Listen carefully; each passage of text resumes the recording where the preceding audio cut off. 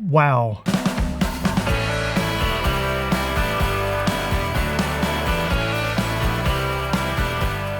Hi everyone and welcome to Pal to Tech. Well, it's official, we have a new Fuji X-T5. Not only that, but a new 30mm f2.8 macro lens that was announced at their summit this morning. My head is spinning. So let's dive right in and I will share with you all the details that I was able to find out. The X-T5 is clearly a continuation in the evolution of Fuji's XT camera lineup. You know, it's been 10 years since the first X-T1 model was released. So today, say hello to the X-T5, which includes the 5th generation X-Trans CMOS sensor and processor, the same one that's on the recent XH2. The camera will have a 40 megapixel sensor with a base minimum ISO of 125. Its manual shutter can shoot up to 1/8000th of a second, and it has a burst rate of up to 15 frames per second at 500,000 cycles of durability. The maximum electronic shutter speed is 1/180,000th of a second,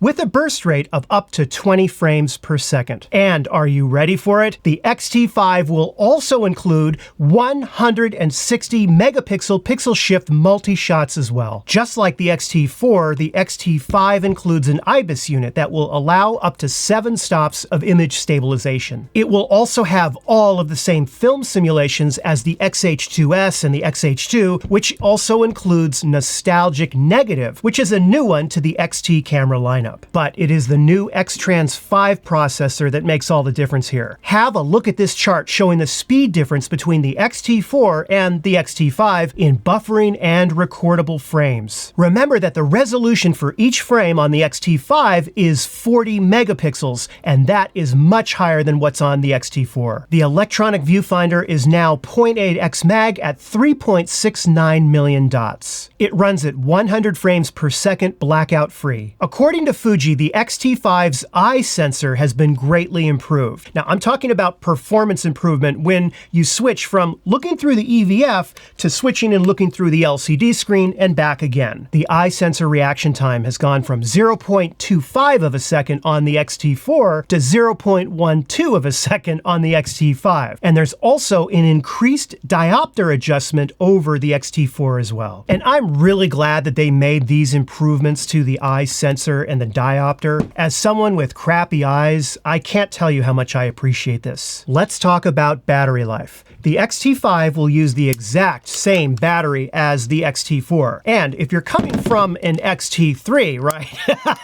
Once you start using these larger, longer lasting batteries, you will never be able to tolerate these tiny little things that have just a spit of power in them. With a single X-T5 battery, you get up to 740 shots on the X-T5 over 600 that you got on the X-T4. And this is due to the advanced power saving features of the X Processor 5, which increases the number of frames by more than 20% compared to the X-T4. And something to keep in mind, there will be no vertical battery grip for the X-T5. I know that may be disappointing to some, and I'm not entirely sure the reasons for this, but I think I understand some of the logic behind the decision. Consider this for a second. The original X-T1 camera with the optional battery grip attached with extra batteries gave you 700 shots on a single charge. The X-T5 with no battery grip and just a single battery gives you 740. In other words, an X-T5 with one battery lasts longer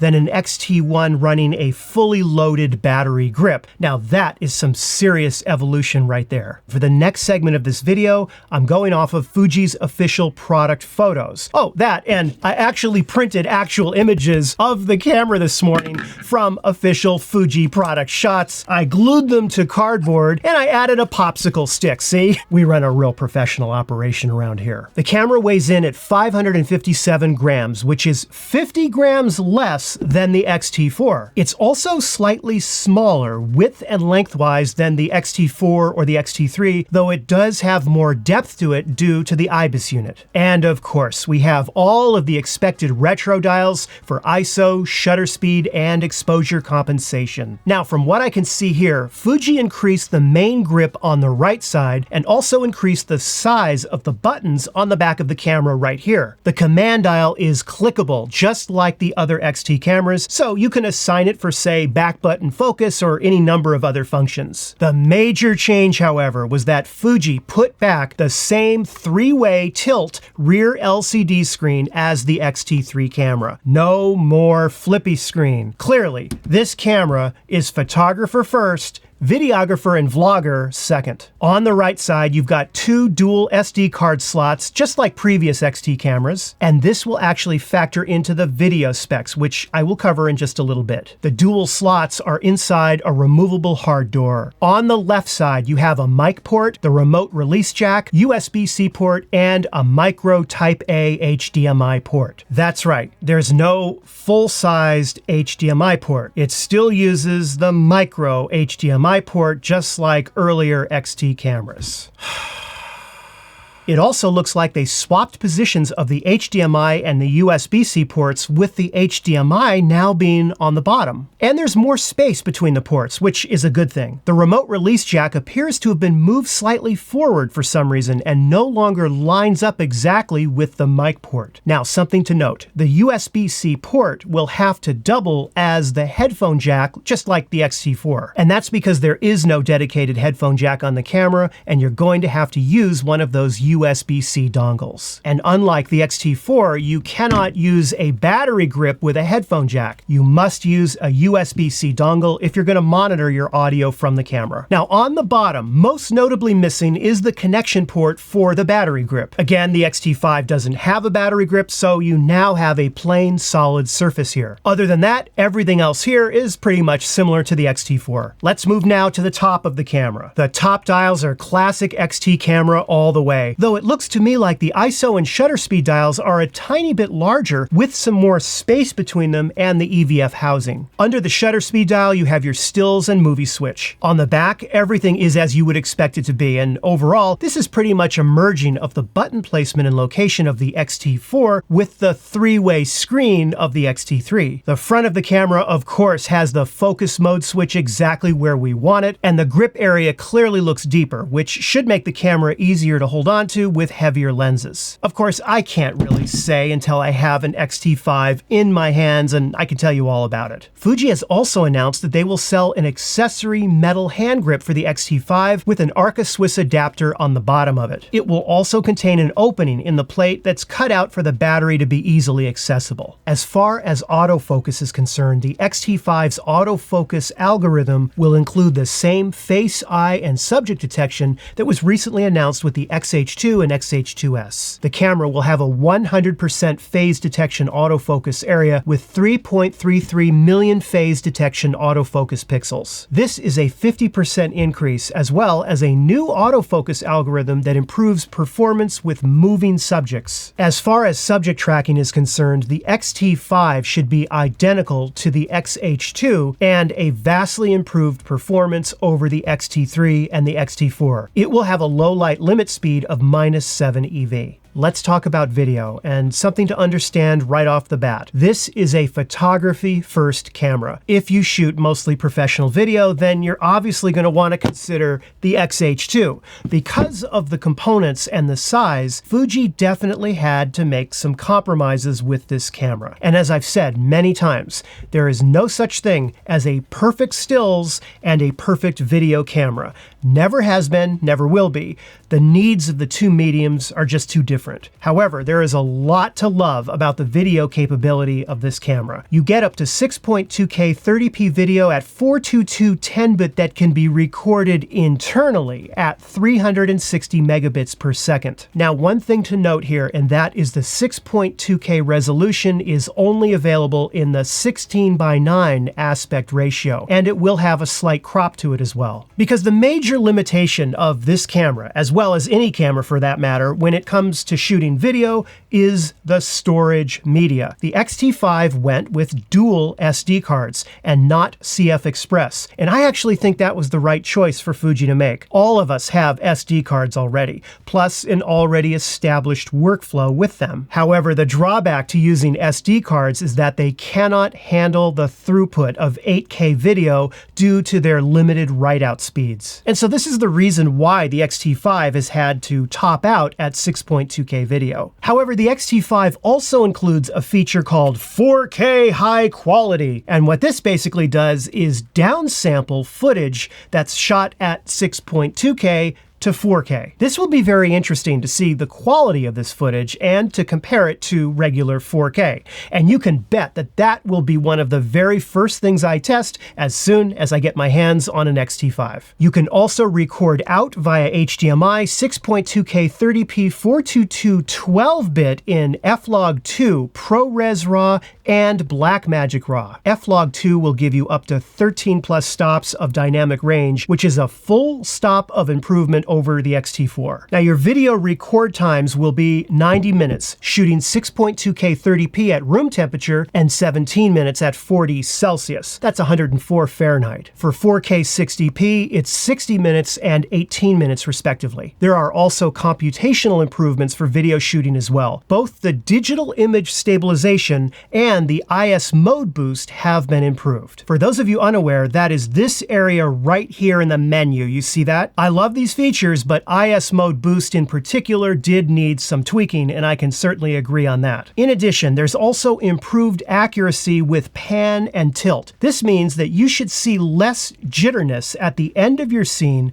when you're panning left or right, or you're tilting up or down. The camera will set to retail for $1699.95 for the body only. It will also be sold as a kit with either the 18 to 55mm lens or the 16 to 80mm lens at $2199.95. It also comes in a special PAL-Detect Gear Iguana version that will retail for $1701.95. Fuji, that would be a cool special edition. The camera should start shipping around November 17th, and you should be able to put in your pre-orders now. I will leave a link down below where you can pre-order this camera. But wait a minute or so after watching this video so I can get my order in first. I do have a final thought on the camera and this entire product release that I'll mention in just a little bit, but let's now talk for a brief moment about a brand new lens that was just announced, the 30mm f2.8 weather-resistant macro. I gotta tell you, I absolutely love macro lenses. I'm actually more excited about this lens than any other Fuji lens in a long time. Now, the lens weighs in at 195 grams and offers you a 46mm full frame equivalent focal length. It is a 1:1 macro with a working distance of 1.2 centimeters. It has a linear motor, silent, with high-speed autofocus, low breathing, and it's weather resistant. I cannot wait to try this one out. Now, the lens will be priced at $599.95, and just like the X-T5, will be available in a few weeks. Okay, we've gone over a lot here, and the question of the day is, should you order one? Well, remember that this is a product announcement video, and it's not a full-blown review. But since many of my viewers have asked me for some sort of answer, I will tell you what I think so far. If you are an X-T3 owner and you love the ergonomics, particularly the LCD screen, this will be a worthy upgrade, particularly for the autofocus and the IBIS alone. If you're coming from an X-T4, remember that you will no longer have the flip-around screen. And personally, for myself, the flip-around screen I used all the time, but that's just me. However, the larger resolution, faster processor, and greatly expanded video features definitely make the X-T5 a camera worth considering. Now, I do not want to compare the X-T5 with the X-H2, and my reason is that it's sort of like comparing a passenger car with a truck. Both have a steering wheel and an engine, but you use them for completely different purposes. Even between the X-H2 and the X-H2S, you have a very different target market of users. Gone are the days where Fuji had pretty much the same internals, but with a different body and ergonomic feel. Today's announcement proves that Fujifilm is clarifying and embracing showcasing the special purpose of each of their camera models. And you really need to be doing your homework now to be sure you're getting the right Fujifilm camera for the type of shooting that you're doing. Now, I personally will be ordering an X-T5, and I plan on bringing you a brand new set of education videos all about that camera. In fact, the very first thing I'm going to do when it arrives in the studio is produce a full-blown review for you that goes into a lot more detail than I was able to do today. So yeah, if you're on the fence about it, you might want to consider waiting for that detailed video, which is coming soon. And the final word that I want to say about today's announcement. Because I run a YouTube channel that teaches a lot of Fujifilm related content, I have been fortunate enough to be considered lately as media by Fujifilm. And that's great because it means that I can get info and specs on cameras shortly before they're announced. And in the case of today's X-T5, Fujifilm themselves shared a non-public PowerPoint document with the media. But I'm going to share with you a single page from one of those documents exactly as is. I think it's very, very important because I read between the lines. So here's the actual cover page. Now forget the camera portion of the page for a second and look at what they put on the left side, front and center. Return to roots. Small camera, big pictures. The soul of film in a digital world. I want you to think about that for just a second and consider the fact that Fujifilm chose to make the font size for Return to Roots nice and large. Return to roots. Clearly, that point was very important to them. And it's this, more than anything else that I saw today, that tells me exactly where Fuji currently stands with their cameras and the art of photography. They want to return to what we all love about cameras, and they included the word soul on the very first page announcing the X-T5. And just like the return of the three-way tilt screen, no PASM dial in sight, today's X-T5 does feel like a return to roots for Fujifilm. I cannot wait to test one out and share it with you. Anyhow, thank you so much for watching, and I really hope you found the video helpful or at least entertaining.